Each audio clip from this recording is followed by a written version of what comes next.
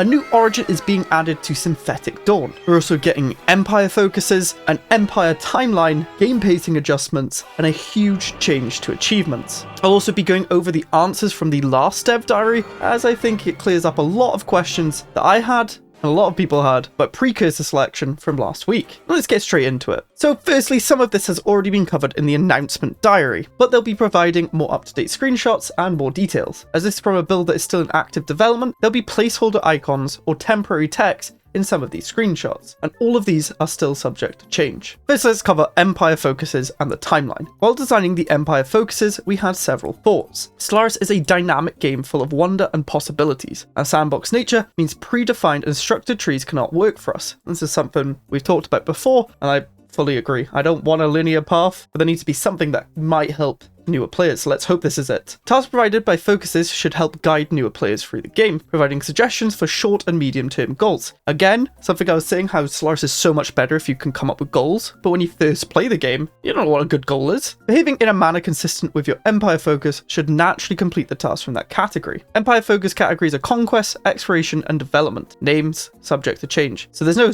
explicit tech one, which is my favorite way of playing, but I guess it would be wrapped in exploration and development, but we'll see. I don't mind that. That is basically what you're doing in the game. Rewards for progress within a focus category should be intangible. Any rewards you get should feel narratively consistent with your Empire's behavior. For instance, acting as an aggressive militarist should naturally guide your researchers to theorizing applicable technologies. 100%. I agree. These rewards should reduce the need to rely on lucky draws from the tech pool if you want to pursue your focus. Oh, this is going to change a lot, especially in meta. If you know you're going to want destroyers, and that might be a pull that you can get, I'm just spitballing, I don't actually know what we can get. You could min-max the tasks that get those techs, or maybe star holds or whatever.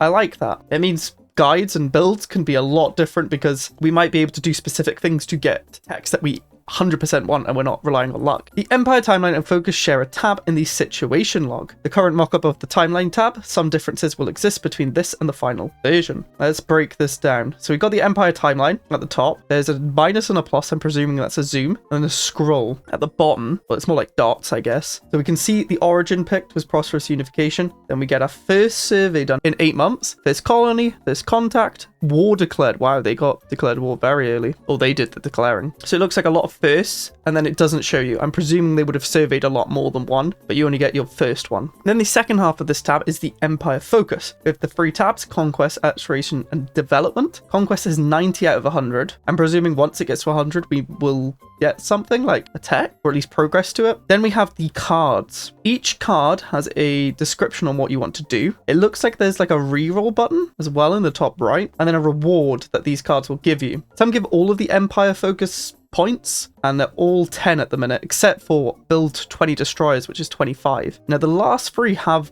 dots. Is this like the tier of them? So maybe the more dots, the more reward they give and the harder they are. Not sure. Let's read more because it'll probably give a lot more away. So my channel timeline looks like this. Since it's a new addition coming to Stellaris, why don't you help with my timeline to make it go even more up? You could do that by clicking the subscribe button, and it's greatly appreciated. Now back to the dev diary. Tasks come in 4 different categories: conquest, exploration, or development. Correspond to 3 different focuses, and there are some very basic tasks at the beginning that are considered core. So I believe these are the ones without those pips. Completing a task grants progress within its associated category. Core tasks grant progress in all 3. Okay, so yeah, those are core, and then as you move on, there must be tiered. Oh yeah, there's even a 2. I didn't even notice that. So these are harder goals. So we have some tooltips of these tasks. Many of the early game tasks are generally straightforward. The tooltip tries to give some advice about how to complete them. Build 5 corvette. Hint: in either the fleet manager or a shipyard, build 5 corvette ships. Requirements: has built 5 corvettes. Effects: add 10 of progress in focus category conquest of country and then your empire. Then we have win a fleet battle. Hint: use the fleet manager to design a strong enough fleet, select the fleet in the outliner or on the map, and send it against an opponent. Requirements: has won a fleet battle. Effects: add 10 of progress in focus category conquest of country, your empire. And there's a bit of lore beneath. The issue with this is what I said before. I don't build 5 corvettes at the start of the game because I'm saving the alloys for colonies and science ships and construction ships, because I know I'm not really going to fight because I'm tech rushing. Let's be real,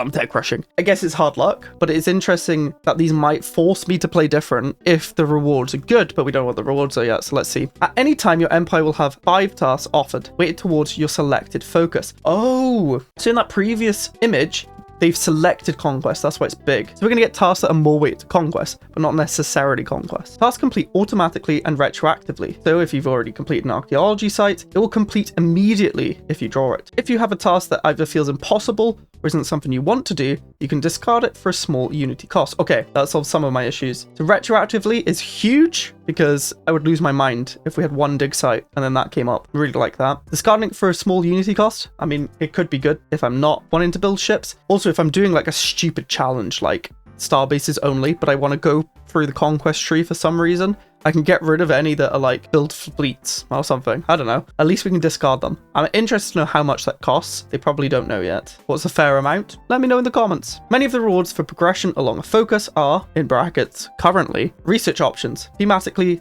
associated with the focus. For example, the first conquest milestone grants Doctrine fleet support as a guaranteed research option. So that is a tier 1 tech from society that gives you 25 naval capacity. You've seen it, you may not know the name. While others in the line include specialized combat computers and destroyers. You'll still have to research them while happy with how your actual actions in game have an impact on the ideas your researchers are coming up with. A lot to digest here, even though it doesn't seem like it. Firstly, it doesn't give any progress, is what I'm noticing. It just gives us the guaranteed option. I don't hate that, because sometimes when you're trying to go military, you just get no military techs. This is going to help a lot. And I do like how, like, if you're doing military stuff, your researchers are going to be like, hey, here's a military tech. Not, oh, do you want better robots, better mining, or better mining stations? Like, it makes sense. It's something min-maxy in my head, though. It's interesting to see if this will be an extra slot, like a research option, because this means if I'm tech rushing, I can almost eliminate these options from the roles. So say if you're rushing an arc furnace, you can get rid of, potentially, a bunch of tier 2 techs because you already know them and it's an extra option. I don't know if it's going to work like that, but it's something to keep in mind that you can basically remove a tech from the roles, which is important early game if you're rushing. Okay, moving on. The Empire timeline shows many of the key events of your empire, beginning with your origin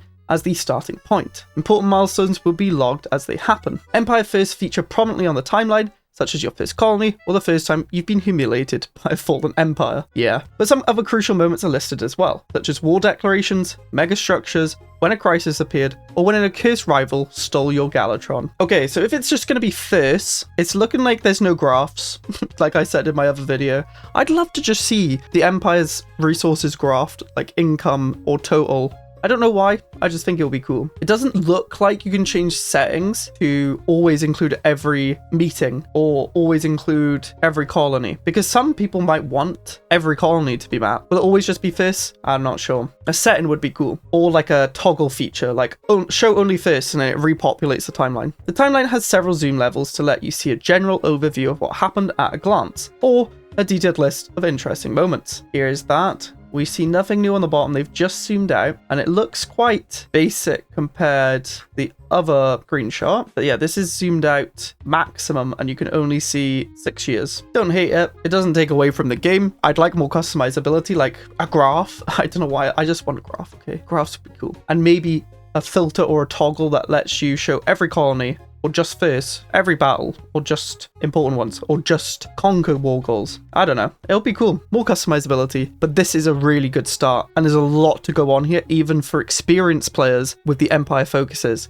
We could min-max to the moon. Also, something else for the timeline, this could be a modest dream. Empire focuses could be expanded, or even played into for different origins. And hey, we could even, the new origins, utilize the Empire focus more. This is a very powerful system that is only really limited by our imagination. Next up is pacing adjustments, and then we will get on to the new origin. Stellaris is a game with many moving parts, each of which interact with other elements to produce a complex whole. Small adjustments in one spot can have a significant effect in another. And in the end, there can be unexpected impact on the general pacing of the game and overall economy. Galaxy generation. As mentioned in Dev Diary 366, we've gone through all the scripted systems and done a normalization pass on the frequency of these systems appearing, as well as preventing many of them from appearing in Empire-style clusters. Some other adjustments have been made to generation as a whole, which should distribute non-guaranteed habitable worlds a bit better and reduce the likelihood of massive clusters of them right around your homeworld. Whoa, this is clicking in my brain so hard. I've always noticed that around me I get like weird systems.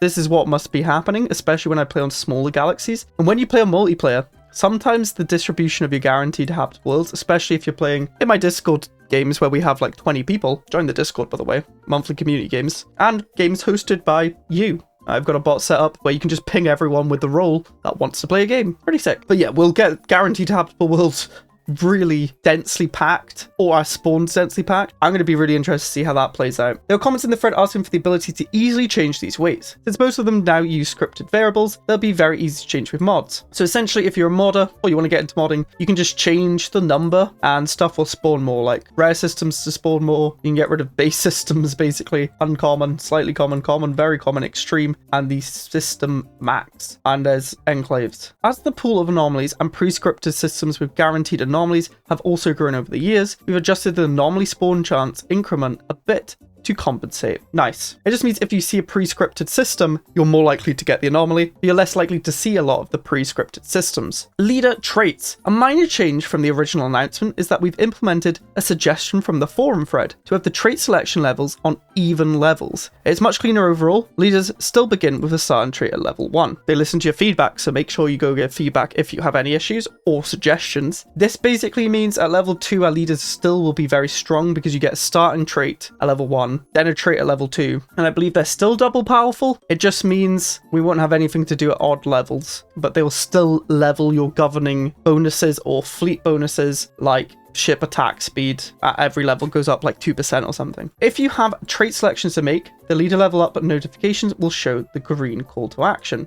If you don't, they'll have a more subdued monochrome icon. Okay, so we'll still get told when leaders are leveling up, but it's going to be more obvious if you have something to do or not, as at odd levels, you won't. Leader positions will have a significantly greater effect on which traits will be selected for players without galactic paragons, or those that prefer automatic trait selection. For those that prefer picking leader traits themselves, this bias is instead reflected in which traits are selected for the pool of possible traits whenever a new trait is available. Oh my gosh. Finally. Essentially what this means is, if you have a scientist that's a governor, you're more likely to get traits that are useful for governors. It didn't work like that before. It drove me up the wall because it was so hard to actually do that, or having a military leader as a governor, or military leader as a general in an army. If you're doing auto or don't have galactic paragons, the auto selection will be more likely to pick the governor ones. This is very, very good. This is a huge, good, big change. Makes your leader selection and moving them around so much better, rather than just using them in a science ship or in a military fleet. In settings, we're also letting you choose what you would like your default automatic trait selection to be. Anytime you take over an empire as the primary human player,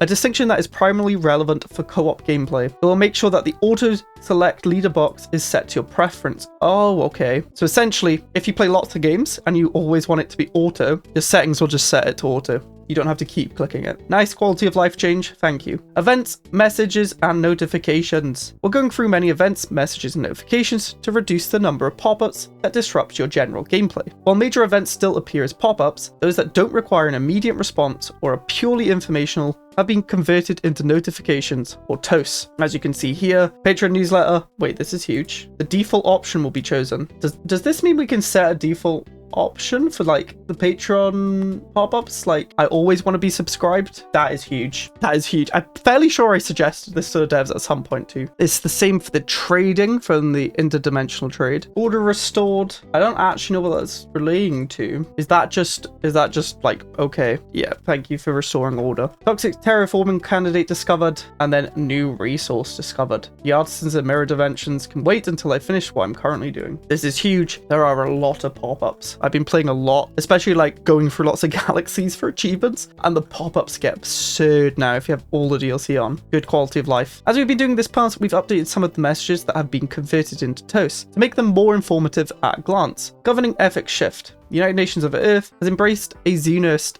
faction, becoming more xenophile. And that's just a toast. Don't need to come up on the front of the screen when I'm trying to do something. Thank you. Now what you'd be waiting for, the new origin. Hard reset. In the 4.0 Phoenix update, we're adding a new origin to the Synthetic Dawn story pack called Hard Reset. As a warning, this origin gets pretty dark, even for Stellaris, very quickly. Now if you don't want to be spoiled, I'd skip ahead. We've still got more to cover, and I've got the video chaptered, but we're going to spoil as much as we can spoil for this origin. So the civilian warrior clans, they have hard reset selected, abruptly severed from the machine that assimilated them. This nascent civilization has fought fiercely to establish its own presence in the galaxy. Effects. Homeworld. Planetary modifiers, battlefield recoveries. Home system contains a war-torn tomb world. Oh, so this system's gonna have your homeworld and a tomb world in. I swear only Knights of the Toxic God has 2 habitable worlds and Ringworld has 3, I guess. I don't believe we know what battlefield recoveries is. If I'm wrong, let me know in the comments.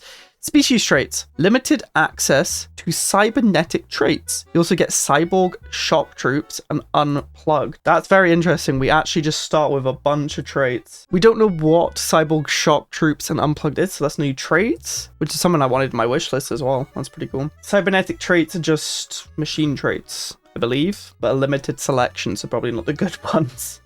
In this origin, you begin as the cybernetic battle thralls of an advanced-driven assimilator that has suddenly lost connection to Gestalt intelligence. Naturally, you are outfitted with some of the finest combat cybernetics available. Oh, okay. Civics, ethics, ruler looks pretty normal. There is a scroll wheel in the origin stuff, so there might be requirements to be militarist. Keep that in mind. Evil here, you can see they have streamlined protocols, which reduces empire size. You have strong, which is that very strong. The blue shade's it looks like very strong, I'm not gonna lie. Then I don't recognize the robot with the gun on the right. There's also one on the left. Then you have deviant and high maintenance. And then yes, we definitely have cyborg shock troopers all the way on the left. And then unplugged as the third, which is a negative trait. There's a lot of traits. Hard reset. Awareness struck us in a frenzy of scorching weapons, fire, and crippling pain. Our senses reeled, as though an all-encompassing soundscape had suddenly turned mute. In its place is the deafening ring of a dead transmission.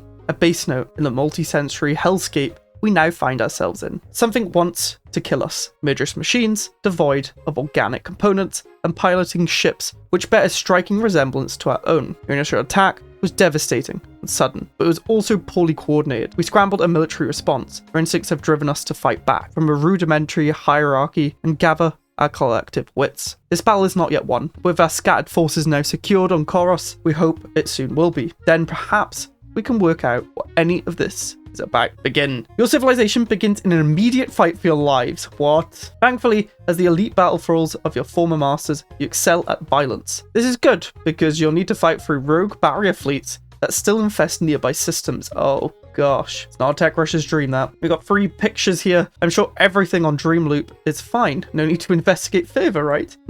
First picture, victory is ours. Is that a new artwork? That looks pretty sick. No sooner had we awoken into this universe when these violent machines tried to remove us from it. However, it seems we are more adept at wielding violence than they were. The so-called Opus Accumulator has taken a great loss today. Our intel suggests that their empire has fragmented beyond recognition. Surely not as a result of this minor skirmish. We know so little at the moment, but our instincts, they tell us something is off. Sensors detect no more hostile ships in our immediate vicinity, but high levels of radiation are emanating from the Dreamloop planet in the system. Remnant fleets have also been detected in the neighboring systems, seemingly holding their positions. Where do we go from here? So that immediate tells me once we win the capital battle, which should hopefully be guaranteed, we're going to be told about military fleets in systems adjacent. It's very cool, interesting origin, very different, and you can't tech rush because you've got to kill. Next picture, our science ship is doing the excavation site on Dreamloop. I believe this is the tomb world that spawned in our system. The ruined cradle. The surface of Dreamloop planet bears the scan of systematic devastation, blasted landscapes, collapsed cities, and an eerie silence. Initial scans suggest a once thriving pre-FTL society existed here, till something brought about their catastrophic end. The scattered remains whisper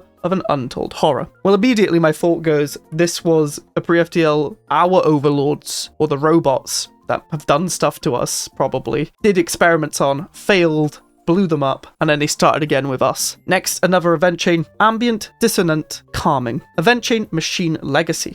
A subtle carrier signal lies dormant in the cosmic radiation surrounding our star, Corinth. We've isolated an audio stream that is characterized by haunting, deep tones and distorted feedback. Every civilian who has heard the storm finds it soothing and familiar, yet none can explain why. We suspect the Opus Accumulator must be involved. The signal source appears to be in the Azak system. Our star charts have been updated accordingly. We should investigate. They definitely implanted stuff in us. Our brains are cooked, essentially. As with Broken Shackles, the exploration of yourself as a people is a core part of this origin, with factions forming a little while after you gain your independence. Ooh, so our factions might form straight away, or is it talking when we fight a bunch? We'll see. We need to talk about ... Ardent political wills now augment the many fears, doubts, and opportunities we CVL experience every day. Countless voices can already be heard in discussion groups that have formed around all manner of issues, some of which directly address our Opus Pass. We've already learned to wield a great many unfamiliar tools in the course of bootstrapping our young empire. The question before us now is, how shall we channel the desires and ambitions of our people? There is no time for idle debate. Your sudden independence has also left your populace with some traits that represent your nature as a simulator battle for all. As you discover more about your past, you'll have the opportunity to either mitigate or enhance these traits, either by pursuing decybernization or by embracing the power of the machine. An alternate path exists, where you can instead accept your conflicted nature and, well, I won't spoil what happens on that path. Very interesting. It's kind of like the clone origin where you can enhance or not enhance yourself. There'll probably be trade-offs. The only issue is, if it's just buffing up armies, which it sounds like it is because you're battle thralls, does it matter? Because armies don't really matter. But this could be the army origin. If you want big armies, could be. Subterranean was like the defensive army once, so this could be the aggressive army origin. We'll have to see. Now on to achievements. Welcome back if you skipped the origin. Looks very fun. As part of the development process, we decided to take this opportunity to review some of the rules around gaining achievements. No, don't do this to me. Please, no. As I think that many of the simpler ones are a great tool for letting you know that you're playing the game correctly, so we've made a change. No. Iron Man mode is no longer required to earn most achievements. An unmodified game checksum and being in single player remains a requirement. Can't argue with it. Can't argue with that at all. The victorious achievement has been updated to win the game through any victory condition in Iron Man mode. This was just win a game. They've just added Iron Man mode. What are my thoughts as the achievement man? I don't hate it. It's very annoying that I pretty much got all of the achievements in Iron Man mode, but it gives a goal. I need to finish it before they make it easier for everyone. Or at least the percentages are going to be much better because people just playing normally will get achievements now. Great. Next week, we're still working on getting things like the pop and planet changes presentable, so next week we'll likely be talking about trade and logistics. Very exciting. Trade and logistics is something I'm really interested in seeing what they're doing with. Now don't go anywhere because we will be looking at the answers to questions from the last dev diary, because I think I got the precursor thing a bit wrong. But my thoughts on this dev diary, very, very, very good. The changes or additions are just welcome changes, especially for newer players. And there's so much quality of life going on. I mean, the custodian team and the whole team just... You can tell they like the game. You can tell they listen to the feedback. Let's look at the questions. Okay, so Eldrin here was asked, the databank is something that I will likely be using more than I care to admit. I'm assuming that there won't be anything lore related in them. Eldrin answers, we're still experimenting with exactly how we want to use it, but generally is expected to be a repository of concepts to help you get information inside of the game itself whenever possible. So essentially you can just Control F the game. That's pretty cool. No lore spoilers at the minute. Someone was confused if you can do multiple precursors. That is not changed. Only one per empire. Carvax asks, is it correct to say that the galaxy is split into a number of slices equal to the number of precursors? So if we only have one, it doesn't matter where you spawn. You'll get it. And if you have two, the galaxy is 50-50. Also, will the AI get precursors or did that not survive the testing? That's accurate. So that means I was wrong last time. If you select one precursor, you will get that precursor. We'll continue playtesting it and see if we want to have a minimum number of slices. So that would change if you definitely get it. Since I generally feel that it's better for a single precursor to be localized to a portion of space rather than literally everywhere. Some of the events imply that they were local powers rather than galaxy-dominated behemoths. So that basically means some of the precursors have like a trail of stuff. I'm guessing in one big slice, it could be everywhere in the galaxy. You do guarantee it, but you might have to cross the galaxy. Currently, the recommendation of 4+ precursors started with that in mind, but currently we do not create empty slices. The AI does not get precursors currently. It kind of ended up making the player get all of them, but also introducing a feels bad moment if they beat you to yours. So something in terms of the fleet empire design, they notice there's a lot of energy weapons. This is just because of the text that they used when showing the screenshot. Alfred comes in and says that the last time they checked, the generic automatically generated ship designs attempt to maximize fleet power, whereas the ship role selector chooses whichever ship components have the highest weight, and the weights for the components that match the selected role are massively boosted. Essentially, this means auto-generated will go for autocannons because they're weighted quite high, or at least they were. I'm not sure how weighted they are now. But then the ship role will choose ship components that are predetermined by the devs who have given them high weights, and then they'll put on the ship. So the ship roles should be better if the devs know fleet combat, essentially. That is the end of this dev diary. Now I know you've got the itch for more Stellaris content. Why not watch me bully fallen empires for achievements in Stellaris on Iron Man mode? Because we still need to use that. click it here and watch it right now.